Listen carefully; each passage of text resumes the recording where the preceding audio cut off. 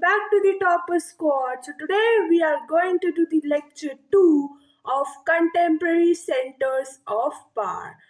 Board Special 2026-27 Full Evolution and 50 mark Master Drill. Be the Topper Squad. So without wasting our time, first we will see that whatever we are doing in this lecture. Then we will move forward. So without wasting our time, we will see the lecture outline, revision, lecture 1 context. In the form of flowchart, we will see complete EU flowchart drill, मतलब European Union map study membership expansion, European Union global superpower supremacy, and master backlog test 50 marks. So we are going to do this all lecture outline. So we are starting. Okay. So revision of EU European Union origins. Okay so अब क्या हुआ था हम एक यहाँ आप अपने notes में भी लिख सकते हो देखो ये फ्लो चार्ट है जिससे सबको मतलब सब याद हो गया सेकेंड वर्ल्ड वॉर ठीक है सेकेंड वर्ल्ड वॉर क्या हुआ था सेकेंड वर्ल्ड वॉर के समय सेकेंड वर्ल्ड वॉर तब क्या हुआ तब यूरोप डिस्ट्रक्शन हो गया क्या हो गया यूरोपियन इकोनॉमी डिस्ट्रक्शन हो गया तो पहले हमने क्या लिखा पहले हमने लिखा सेकेंड वर्ल्ड वॉर के नीचे लिखा यूरोपियन इकोनॉमी डिस्ट्रक्शन क्यों क्योंकि वर्ल्ड वॉर में किसी का फायदा तो हुआ नहीं है आजकल आज पे तो क्या डिस्ट्रक्शन ही होता है ज़्यादातर पैसे खर्च इकोनॉमी खर्च हो जाती है किस पे वेपन्स पे बॉम्ब पे न्यूक्लियर वेपन्स पे इन सारी चीज़ों पे हम इकोनॉमी जब वर्ल्ड वॉर होता है तो इकोनॉमी वेस्ट हो जाती है तो वैसे ही जब सेकेंड वर्ल्ड वॉर हुआ 1945 में तो उसने क्या किया उसने यूरोप इकोनॉमी डिस्ट्रक्शन कर दी ये मतलब यूरोप इकोनॉमी कम कर दी डिस्ट्रक्शन कर दी ख़त्म कर दी रूइन कर दी फिर उसके बाद क्या हुआ अब लोग बहुत सारे मतलब पूछने लगे कि देख कि हम क्या करेंगे मतलब क्वेश्चंस आ गए for Europe question of Europe क्या है क्वेश्चन ऑफ यूरोप कि क्या करें तो क्या करें उसका मतलब क्वेश्चन ऑफ यूरोप आया कि old rivalry versus new cooperation या हम या तो यूरोप पूरा वो क्या बोलते हैं या तो यूरोप जीवन भर सिर्फ लड़ाई में निकाल दे ओल्ड राइवलरी जो भी उसकी पुरानी दुश्मनी है उसको ख़त्म करने में पूरी ज़िंदगी निकाल दे या यूरोप या तो न्यू कॉपरेशन करे मतलब कॉपरेशन करके डेवलपमेंट करे तो इस अब जब यूरोप ने सोचा कि हमें कॉपरेशन करना है ये ओल्ड राइवलरी गई भाड़ में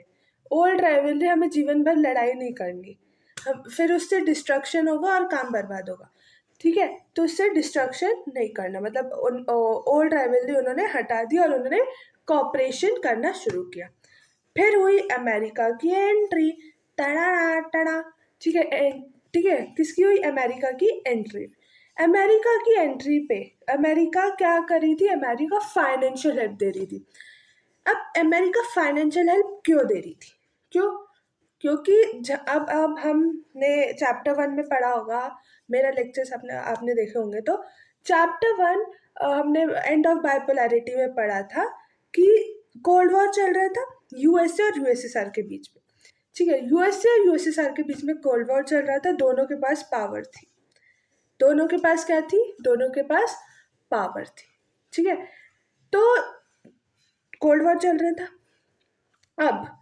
यूएसएसआर जो था वो सोशलिज्म को देख रहा था मतलब सोशलिज्म को अडॉप्ट करके रखा था सोशलिस्ट गवर्नमेंट थी यूएसए में कैपिटलिस्ट गवर्नमेंट थी ये भी हमने देखा था कि यूएसएसआर में कौन सी गवर्नमेंट है यूएसएसआर में सोशलिस्ट गवर्नमेंट है और यूएसए में कैपिटलिस्ट गवर्नमेंट ठीक है अब हमने ये भी देखा था कि जो यूरोप था वो हिस्सों में बटा हुआ था मतलब ईस्ट था यूएसएसआर के पास और वेस्ट था ईस्ट था यूएसएसआर के पास और वेस्ट था किसके पास यूएसए के पास कैपिटलिस्ट वेस्ट और जो ईस्ट था वो यूएसएसआर के पास था I think so I am right yes तो वेस्ट जो था वो किसके पास था यूएसएसआर के पास और ईस्ट जो था वो यूएसए के पास था ईस्ट यूरोप यूएसए के पास, मतलब कैपिटलिस्ट, और जो वेस्ट यूरोप था वो यूएसएसआर के पास जो है सोशलिस्ट। ठीक है, अब अमेरिका की एंट्री हुई। अमेरिका ने बोला चलो हम क्या करेंगे, हम तुम्हारी हेल्प करेंगे, फाइनेंशियल हेल्प करेंगे। अमेरिका ने की फाइनेंशियल हेल्प यूरोप की, वेस्ट यूरोप की। क्यों? क्योंकि यूएसएसआर था ना तब, यूएसएसआर का डिसइंटीग्रेशन नहीं हुआ था। क्यों? क्योंकि ये 1945 की बात है जब सेकेंड वर्ल्ड वॉर चल रहा। अब अमेरिका ने बोला कि अमेरिका फाइनेंशियल हेल्प कर रहा था, तो फाइनेंशियल हेल्प किसके अंडर कर रहा था? उन्होंने एक मार्शल प्लान बनाया था, उसके अंडर ये यूरोप को फाइनेंशियल हेल्प प्रोवाइड कर रहा था। अब इसने बोला, जैसे अमेरिका ने, हमने चैप्टर 1 में पढ़ा था कि अमेरिका ने, यूएसए ने अपना एक ग्रुप बना के रखा था और यूएसएसआर ने अपना एक ग्रुप बना के रखा था, जो अब वो डिसइंटीग्रेट हो गया तो वो ग्रुप भी चला गया। तो यूएसएसआर ने कौन सा ग्रुप बना के रखा था? Warsaw pact. और यूएसए ने कौन सा ग्रुप बना के रखा था? यूएसए ने कौन सा ग्रुप बना के रखा था? यूएसए ने नेटो बना के रखा था। अब उन्होंने तो अपना ग्रुप नेटो बना के रखा था कॉपरेशन करके।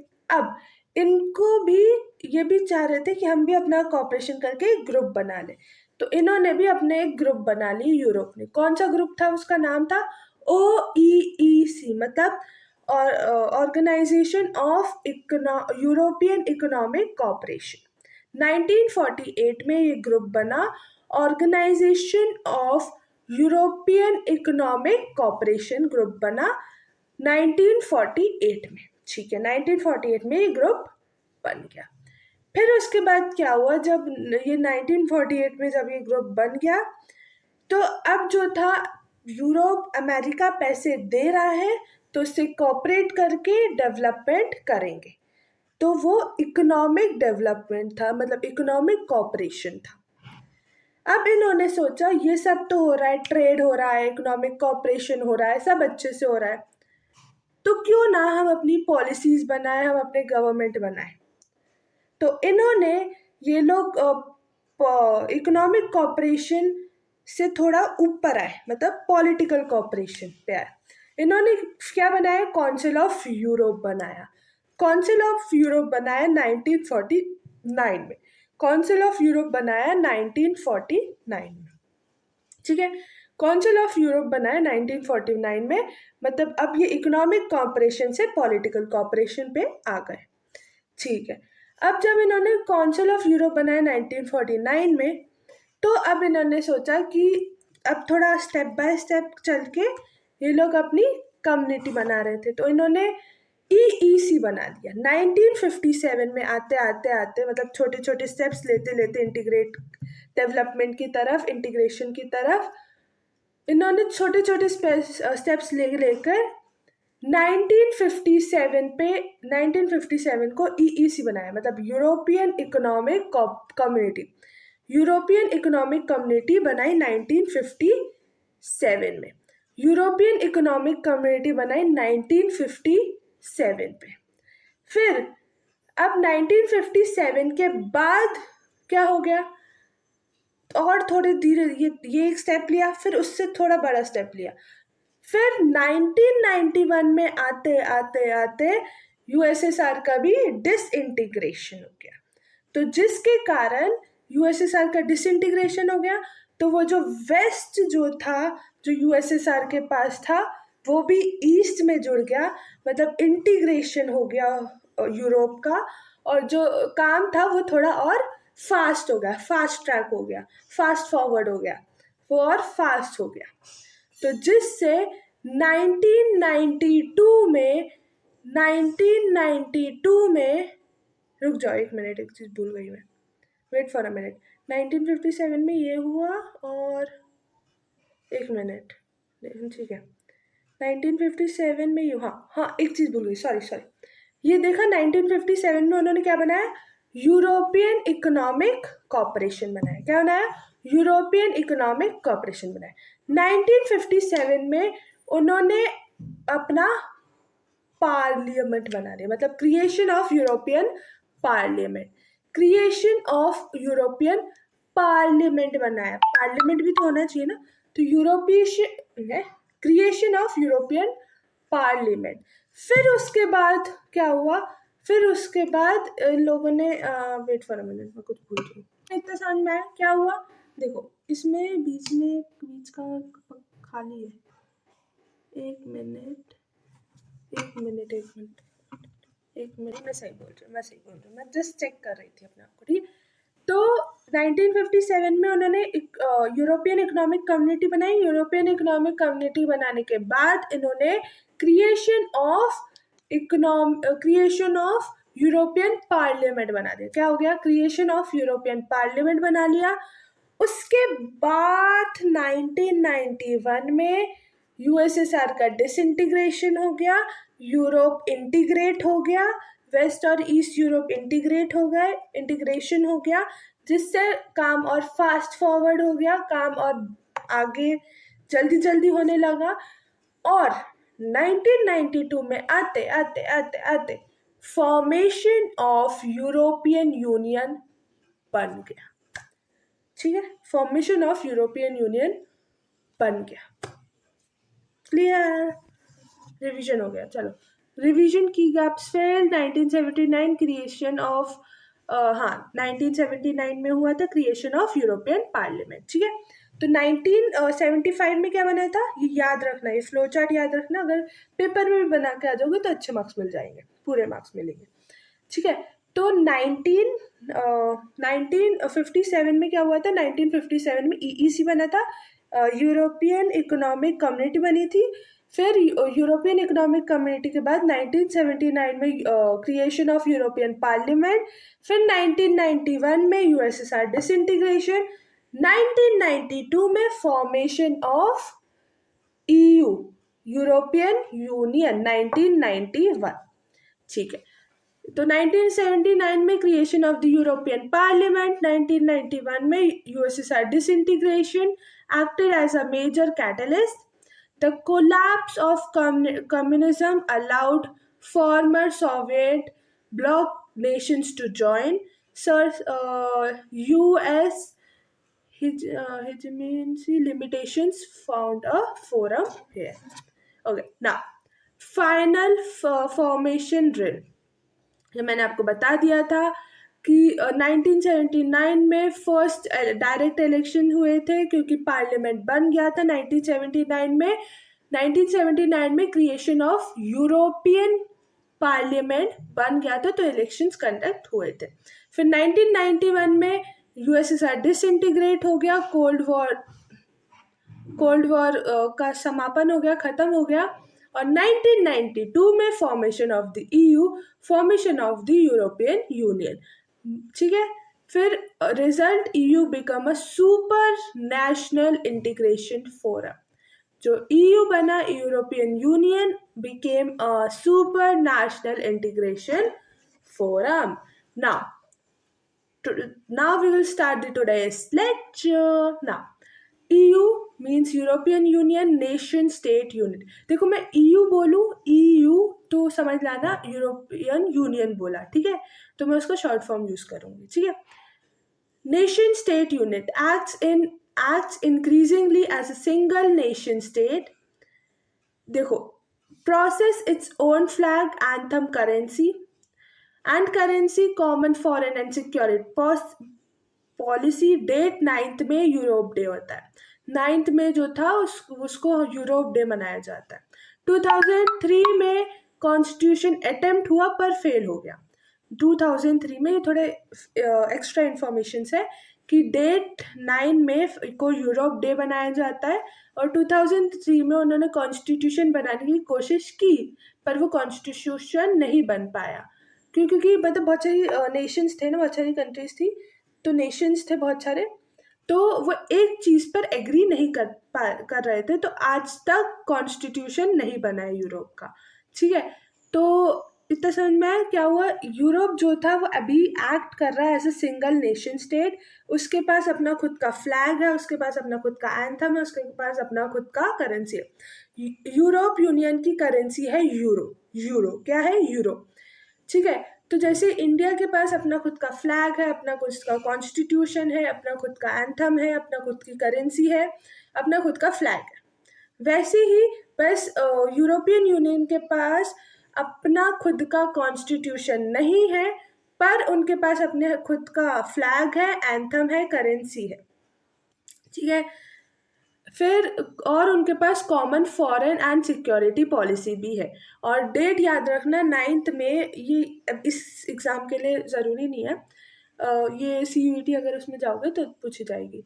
डेट 9th में यूरोप डे को यूरोप डे मनाया जाता है 9th मई को। 2003 में कॉन्स्टिट्यूशन अटेम्प्ट हुआ, मतलब बनने की कोशिश हुआ पर फेल हो गया, ठीक है। And then map drill expansion. अच्छा, तो ये मैप देखो आप, ब्लू एरिया देख रहे हो, वो ओल्डर मेंबर्स वेस्टर्न है, ठीक है। ये देखो मैप, आई थिंक सो दिख रहा है। तो ये जो ब्लू है ना, ये जो ब्लू है, ये ब्लू है, ठीक है। ये जो ब्लू है, ये जो रुक जाओ, मैं भी इसको ब्लू से कर देती हूँ फिर। ब्लू कलर का आ गया, ये रहा, ठीक है। दिखेगा कि नहीं वो नहीं पता, पर ठीक है। ये जो, हाँ दिख रहा है, ये जो ब्लू है, ये ब्लू है, ये ब्लू है।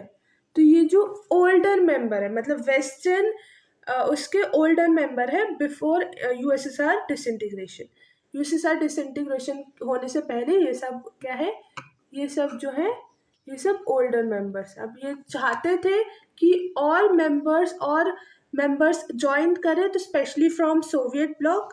तो सोवियत ब्लॉक से, क्योंकि USSR तब डिसइंटीग्रेट हो गया था, तो जब सोवियत ब्लॉक से वो चाहते थे कि थोड़ा और मेंबर्स बढ़े हमारे उसमें, तो इन्होंने ये जो रेड, अगर आपको दिख रहा हो, मैं रेड यूज़ करूँ, तो ये जो रेड है, ये रेड है, ये वाला थोड़ा सा, ये वाला रेड टाइप का, ये भी रेड है, ये भी रेड है।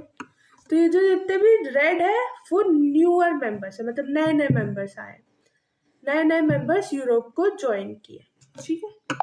समझ में आ गया।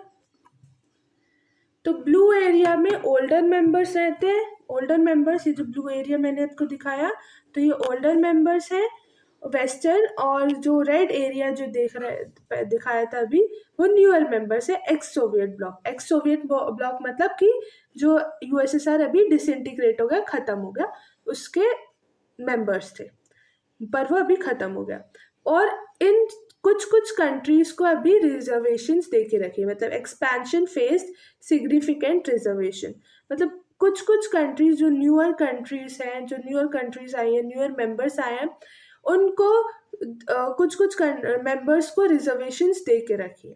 Many countries were not enthusiastic, मतलब कुछ कुछ कंट्रीज ऐसी थी कि भाई ठीक है आ गए, कोई प्रॉब्लम नहीं, मतलब इतने एंथुसियास्टिक नहीं थे, ठीक है। फिर इकोनॉमिक सुप्रीमेसी देखें हम, तो वर्ल्ड सेकेंड लार्जेस्ट इकोनॉमी। हाँ, मैं आपको ये बताने वाली थी कि वर्ल्ड, देखो अगर US डॉलर को कोई टक्कर दे सकता है तो वो है यूरो, यूरोप की करेंसी।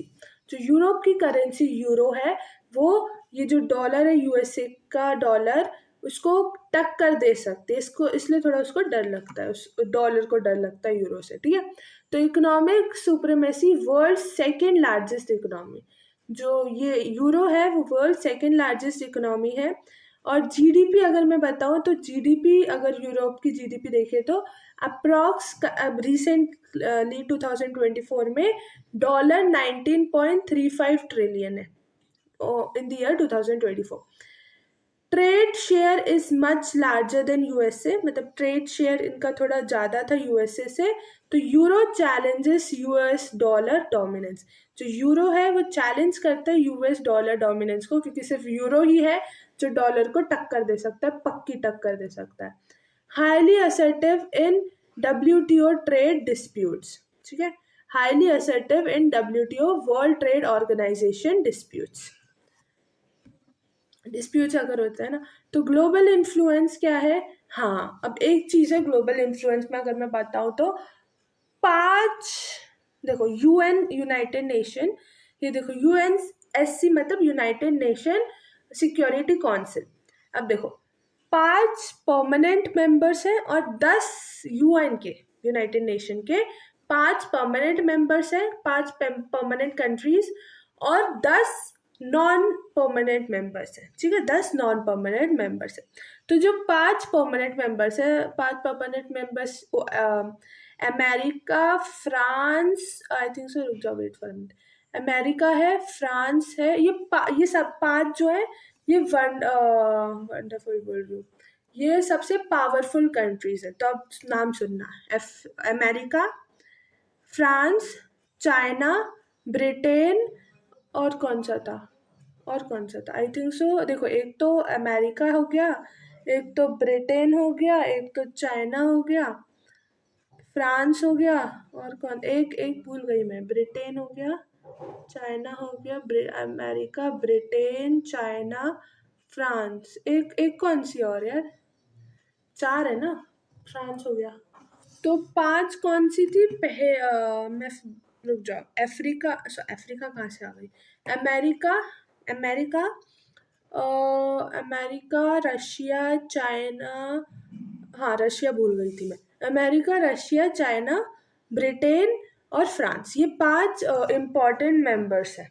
ठीक है, 5 इम्पॉर्टेंट मेंबर्स है यूएन के, और 10 जो है नॉन इम्पॉर्टेंट मेंबर्स, या मतलब ये परमानेंट मेंबर्स हैं ये, और नॉन परमानेंट मेंबर्स 10 है। ठीक है, 10 नॉन परमानेंट मेंबर्स है, उनमें से भी कुछ यूएनएससी के मेंबर हो चुके होंगे। ठीक है, तो अब इसमें से जो ये जो 5 परमानेंट मेंबर्स है, 5 पावरफुल कंट्रीज जो मैंने आपको बताई, France, Russia, America, China, Britain, ये जो 5 मैंने आपको बताए, इनमें से जो फ्रांस वाली है, ये जो फ्रांस वाली मैंने आपको बताई, इसके पास ये होल्ड करती है परमानेंट सीट इन यूएनएससी। यूएनएससी मतलब यूनाइटेड नेशन सिक्योरिटी काउंसिल, तो मैं यूएनएससी बोलूँगी, इसका मतलब समझ जाना। ठीक है, तो यूएनएससी जो है, यूनाइटेड नेशन सिक्योरिटी काउंसिल जो है, जिसमें फ्रांस जो फ्रांस क्या होल्ड करता है, फ्रांस होल्ड करता है परमानेंट सीट इन यूएनएससी, परमानेंट सीट इन यूएनएससी। और अगर आप देखेंगे तो फ्रांस के पास 335 या नहीं 335, हाँ 335 न्यूक्लियर वॉरहेड्स है, 335 न्यूक्लियर वॉरहेड्स थे। इन्होंने, ये जो combined military force are second largest, मतलब जैसे सेकेंड लार्जेस्ट करेंसी है वर्ल्ड में यूरो, जो डॉलर को टक्कर दे सकती है, वैसे ही मिलिट्री जो है वो भी सेकेंड लार्जेस्ट है इन दी वर्ल्ड। और अगर मैं बोलूँ तो इसमें जो ये लिखा है, sorry, giant in space and communication technology, तो ये बहुत important source of space and communication technology है फ्रांस में। ठीक है, तो important source of space and communication technology है फ्रांस में। तो ये सब समझ क्लियर हुआ कि फ्रांस जो करता है वो, ये क्या हुआ, लग गई, छोड़ो, फ्रांस जो होल्ड करता है परमानेंट सीट इन यूएनएससी, कंबाइंड मिलिट्री फोर्स है, इसको सेकेंड लार्जेस्ट है, जैसे वो यूरो सेकेंड लार्जेस्ट है करेंसी इन द वर्ल्ड, तो वैसे ये भी है। फ्रांस में 335 न्यूक्लियर वॉरहेड्स हैं, और फ्रांस इम्पॉर्टेंट सोर्स है of giant in space communication technology. ठीक है, अब यहाँ तक आज के लिए काफ़ी है। ठीक है, रिवाइज कर लेना फिर से, मैं रिवाइज करवा दूंगी, कोई प्रॉब्लम नहीं है, पर रिवाइज करके आना, नहीं तो ये जो मैंने अच्छे से भरा है ना, आपके दिमाग में फिट किया है, वो सब निकल जाएगा। ठीक है, तो अच्छे से याद करके आना। ठीक है, मार्शल प्लान के बाद क्या आता है वो सब फ्लो चार्ट बना के आ जाओगे, अच्छे मार्क्स मिलेंगे। ठीक है, तो bye bye guys, no bye bye guys, अभी मास्टर बैकलॉग कौन करेगा? मैं तो करूँगी, आप लोग भी करोगे, तो चलो मास्टर बैकलॉग पास, चलो। तो exam hall 45 minutes, master test 50 marks, master drill, no repetition, PYQs and परीक्षा both special, previous year question paper. ठीक है, सो सेक्शन ए MCQs ये लो देख लो, सेक्शन ए MCQs, ठीक है, देख लिया, स्क्रीनशॉट ले लो इसका, मेरे साथ ले लो ठीक है। फिर ये ले लो section B and C objectives, fill in the blanks और ट्रू एंड फॉल्स, स्क्रीनशॉट ले लो इनका। पहले देखो 5 मिनट दे रही हूँ, इसका स्क्रीनशॉट ले लो। मैं अपने उसको इधर छुपा देती हूँ, कहाँ छुपाऊँ, ये बेलारूस है, ठीक है, बेलारूस। 1 2 3 4 5 हटा दूँ, ठीक, ले लिया स्क्रीनशॉट। 1 2 3 4 5 ले लिया स्क्रीनशॉट, ठीक है। Section D match pairs 5 marks, जल्दी स्क्रीनशॉट लो। 1 2 3 4 5 ले लिया स्क्रीनशॉट, पक्का, ठीक है। अब आता है सेक्शन ई पे शॉर्ट ड्रिल्स, ठीक है। 1 2 3 4 5 ठीक है। अब इसका स्क्रीनशॉट ले लो, इसमें मैं अपना मुँह कहाँ छुपाऊँ, ये छुपा देती हूँ। अच्छा सुनो, स्क्रीनशॉट अगर ये दूर समय मैं आ गई उसमें, तो discuss the 4 major results of the disintegration of the Soviet Union, ये लिखा है कि 4 मेजर रिजल्ट्स देने, आपको बताना है कि डिसइंटीग्रेशन क्यों हुआ USSR का, ठीक है। तो काउंटडाउन शुरू होता है, 1 2 3 4 5 कंप्लीट, ओके। सो ऑफिशियल की पार्ट 1, ये सारे आपके कीज हैं, मतलब आंसर्स हैं। पहले क्वेश्चन सॉल्व कर लेना, फिर आंसर देखना, ठीक है। 45 मिनट्स के अंदर पेपर पूरा सॉल्व कर लेना, फिर आंसर देखना। ऐसा नहीं कि आंसर देख लिया पेपर सॉल्व किया ही नहीं, ऐसा मत करना प्लीज। ये डन हो गया, बाय बाय, ये कंप्लीट हो गया, चैप्टर कंप्लीट नहीं हुआ अपना अभी, आज का लेक्चर खत्म हो गया, लेक्चर 2।